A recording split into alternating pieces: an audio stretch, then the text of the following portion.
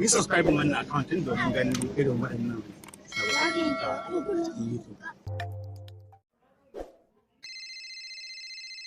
Aji. Baka gane mai magana ba? Na gaje na kira ka na ci kai saving din number na. Allah kin ka dan ni ban gane ki wace ce. Wallahi ka gane. Shekara nawa kai ka dauka kana jin wannan murya. Kawai sai yanzu na kira ka ka ce min baka gane ba. Kana nufin ka manta ta kenan. To tun ne maki ƙarya nawa zaki ban? Maliyan nawa zaki ban da zan mace ƙarya? Na ce ban san ki ba wace ce ke mun bayani mana kai. In ga ba ki cinye katin ki ni babu ruwana. Ki bayani mana ni ba a yi mun gazanci. Katin ba shine matsala ba. Sauraron muryar shine abin da yafi muhimmanci. To Rahab. Ki Rahab. Ke ce kin ga Allah. Ko ne za ka yi a duniya ka kamanta Allah ko ba ka bane ba ke mata aure ce. Saboda haka bai kamata ki raka kirana ba ka ci shiga fushin Ubangiji ne ma ki jefa ni. Ko ba ka bane ba aure ba abun wasa bane ba. Ki daina kirana. Na sani mata aure ce, amma a da. Ai ko ina da aure, kiran Abdulbasi ba zai taɓa zama laifi ba.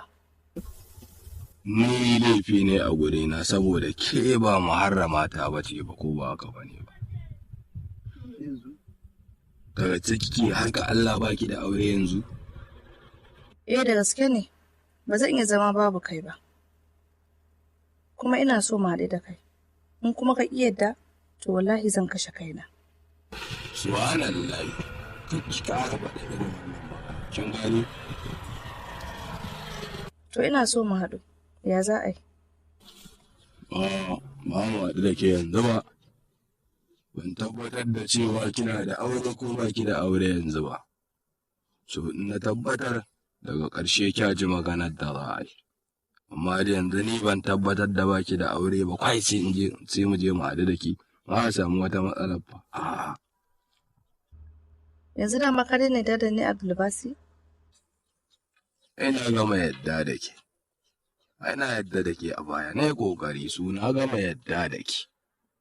Ban sani ba ko zan sake wata yadda da ke idan muka haɗu na tabbatar da kin sake halinki.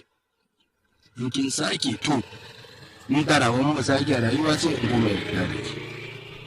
Idan na ga lokacin da ya kamata ba in zama. To na gode Abdulbasi. Ka yi haƙuri abin da ne maka. Insha Allah ba zan sake ba.